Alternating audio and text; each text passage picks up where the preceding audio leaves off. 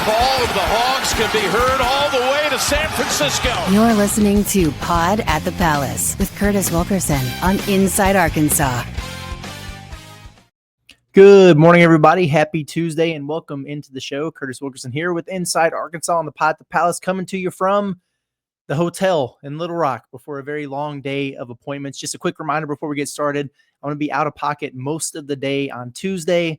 Might be available in the evening if something pops. We shall see if I can see. That's kind of the key. The eyeballs are going to be dilated, so I don't know how that's going to look. But let's talk about what happened on Monday and get into some stuff here. It was an eventful day, honestly, as we kind of expected. You know, we talked about it a little bit yesterday, but there were some roster movements, some portal updates on known targets, some new names to add to the board. So let's just jump right into it here.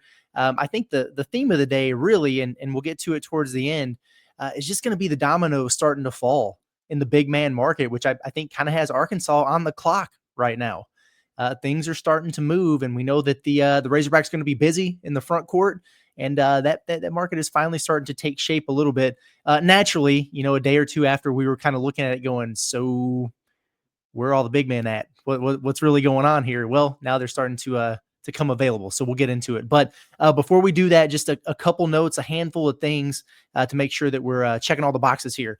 At least 2 Zoom meetings are expected here soon. One of those is going to be today. We've talked about it with UCF transfer wing Keyshawn Hall, who we've discussed quite a bit on this show. Tough player, man, 6'7", 240 pounds, versatile, can play the 3-4, you can play the 4 if you want to go with the 4-guard lineup. Averaged 18 and 8 in the Big 12. He's coveted. A lot of really good schools on him. I mean, Kansas is all over him. You'll find that as we talk about these players here, Kansas is all over everybody. That's what happens when your entire roster either graduates or hits the transfer portal. That's kind of what's going on with those guys right now. But here's the deal with Hall, and that Zoom is expected to take place Tuesday, along with one to LSU, which shout out to them. They're doing some nice work in there. Got Nwoko, the big guy from Mississippi State. Got Deaton Thomas, the point guard out of UNLV. So, you know, they said they were going to give McMahon some NIL to work with, and they're putting their money where their mouth is. So LSU looks like they're on the verge of being an improved team. But back to Keyshawn Hall here. If Adu Thero, and we talked about it a little bit yesterday, we'll discuss it more in a minute, and Carter Knox return, you get both of those guys, this one feels unlikely to me with Hall. If one or both of them leaves, goes to the NBA, whatever, I think Arkansas is going to be one of the front runners there in the driver's seat to potentially land a guy like Hall. The reason I say that, he is an alpha type of player. He's going to get his shots up. He's going to be a featured piece wherever he goes. So that role kind of needs to be there for him. If you've got Knox back and you've got Thero back, does it mean you can't add a guy like Hall? No, it doesn't mean that at all. But is that really what he's looking for? Would that really mesh with the type of player that he is? I'm not so sure. So that's something I got my eye on. He's one of those guys that seems like it's a potential retention or maybe a lack thereof when it comes to a possible ad. The other Zoom that's in the works here is with Monmouth wing Abdi Bashir, a sharpshooter. We know Arkansas needs some shooters, and this guy's got some strap. He met with Kansas. He's met with Alabama, who's in definite need for some shooting. They're obviously a team that covets that kind of player there. He's talking to Kentucky as well, along with Arkansas, kind of working on setting up that Zoom meeting. A sniper, over 120 made threes this season, shot it at a higher clip from 3 than he did the field. That's interesting, but strikes me as that specialist role, which might be exactly what Arkansas needs, depending on who you bring back. I don't know exactly where Arkansas stands in this recruitment, other than they're working on getting a Zoom here. I would think in the pecking order, guys like Lamar Wilkerson would maybe be a little bit higher in terms of filling that role, but you never know. And they're obviously recruiting him. Otherwise, they wouldn't waste their time putting together a Zoom. 6'7", so you like that height and the length. Super, super skinny. He's like 160 pounds. So kind of got that Chad Baker-Mazara build to him, which, I mean, he's proven that it works in the SEC. So we'll definitely keep an eye on that one. We mentioned Lamar Wilkerson. Some stuff circulating now on Lamar that, he's had Zooms with Auburn and Kansas. And, again, Auburn, Kansas, you see the theme there. Arkansas is competing with them in Michigan, it feels like, for pretty much everyone that they're in on. Okay, fine. Arkansas's got that funny money too, and they've got a Hall of Fame coach. So you like your odds going up against anybody. But it is interesting to see some of the patterns there. But anyway, Also taking an unofficial to SMU. It was reported, I think it was Deshaun London, so credit to him over at 24/7 Sports who had that. But it was interesting because there was nothing said about Arkansas. And the reason why it's interesting is because Arkansas has been in contact with Lamar Wilkerson for a while now. And then naturally we start to catch wind that, maybe at the very minimum, I don't know if it was a phone call or a Zoom or a FaceTime or whatever, but it sounds like there's been direct communication between Lamar Wilkerson and John Calipari. And so there you have it. We'll see where it goes from there. Hopefully they get him on campus for a visit soon. I just think that's the move to make. It just feels like such a no-brainer to me.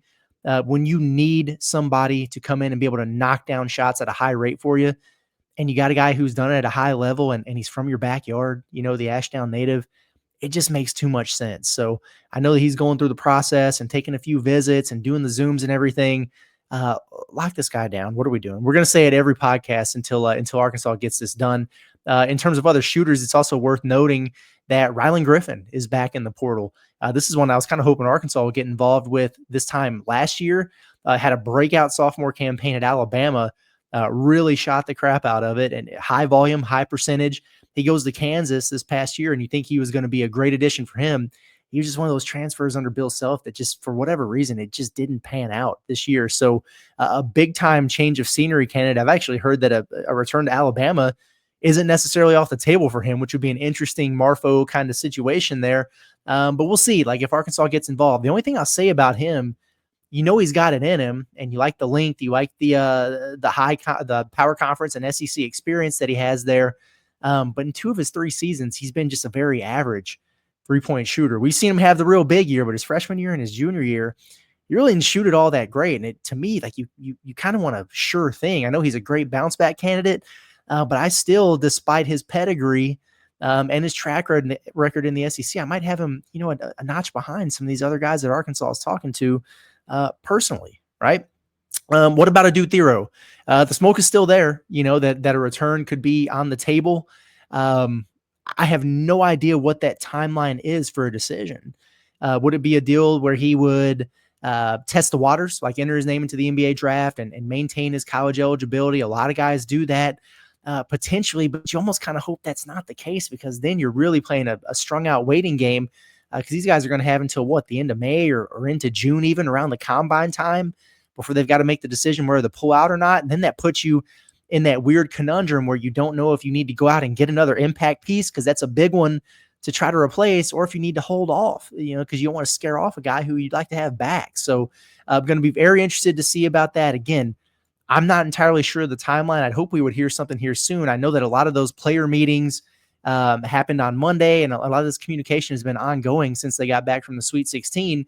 We're seeing some things start to trickle out. Cash Chavis to the portal, Melo Sanchez to the portal, Big Z obviously to the portal. So some of these guys are starting to make their announcements, and we're waiting for not just Thero, but several guys, right? I mean, Carter Knox and Billy Richmond and DJ Wagner and TB. And as far as TB is concerned, him returning, if Thero also does, I think might be a little bit more likely tonight than I felt like it was yesterday. Reason being is because now that Big Z is off to the portal, I just think there's room to make that work a little bit better. So keep that under consideration as we start to see some of these decisions take place. And I would imagine by the end of the week, we're going to have a much, much more clear picture of what things are going to look like in terms of retention there for the Razorbacks. If Arkansas does need to add a body to that kind of hybrid 4 spot, that jumbo wing type of role that Adu played, another new name that entered the fold in terms of contacts today was Dalen Swain out of Xavier. He is literally Adu Thero. I mean, they might be twins. I mean, they're kind of the same person, the exact same size in terms of measurables at 6'8", 220, both great athletes, both slashers, both boarded at their position, both switchable and versatile defenders, and neither of them can shoot. So it's kind of interesting.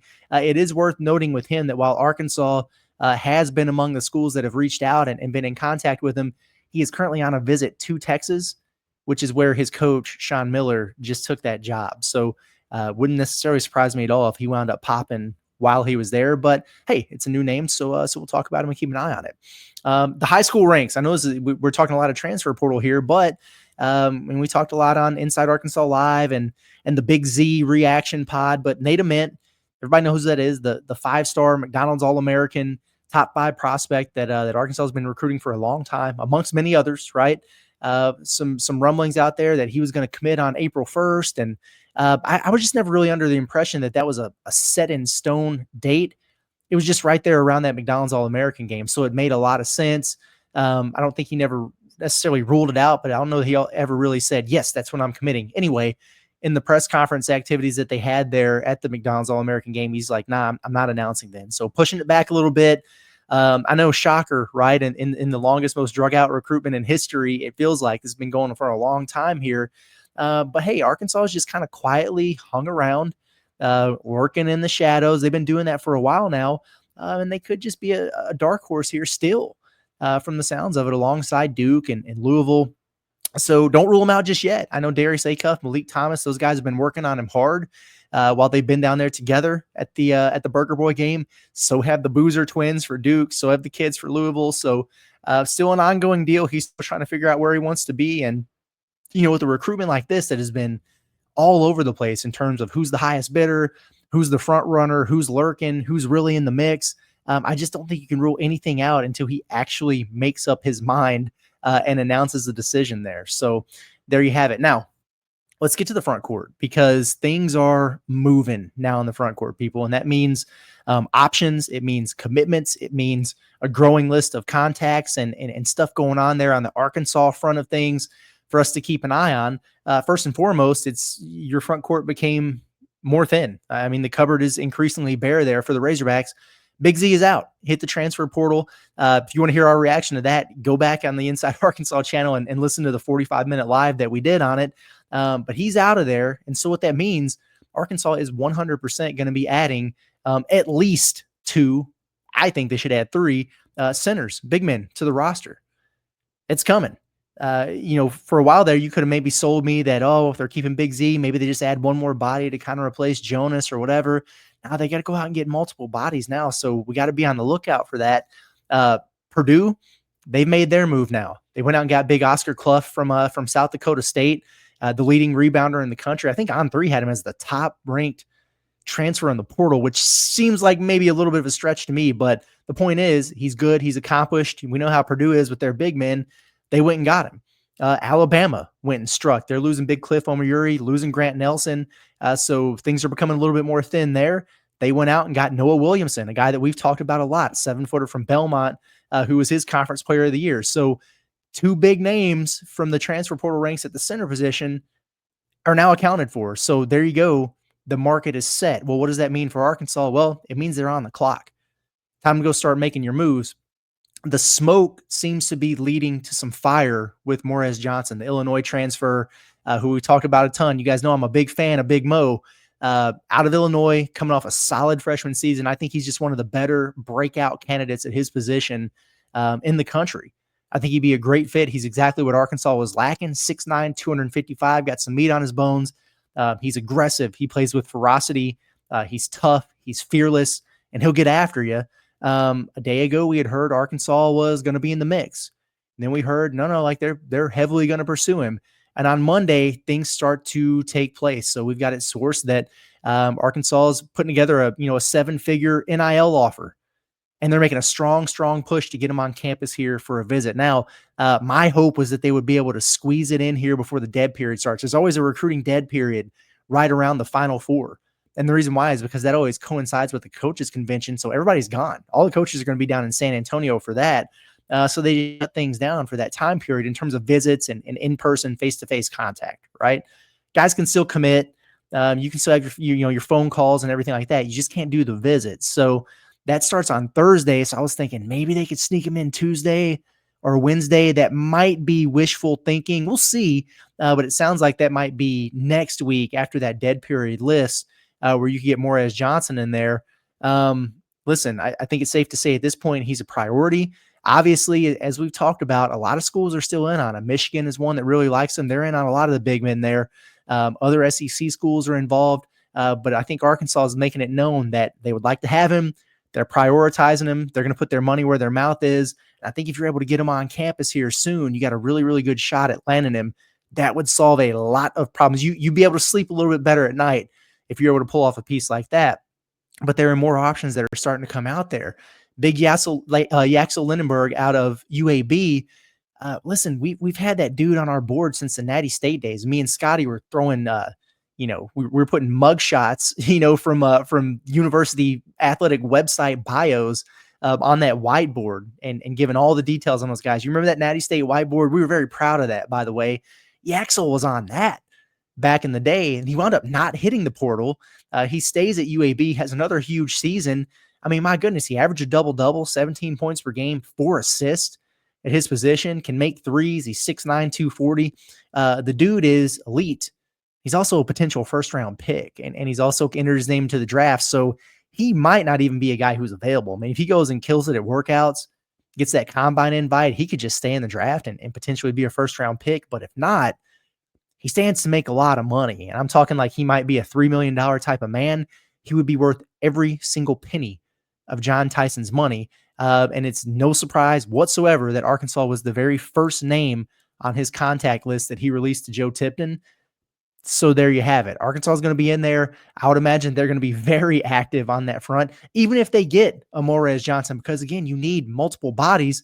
I think Lindenberg's a guy who can play the 4 or the 5 for you. It doesn't matter. He's very versatile, but he can do a lot of things that you need at both positions.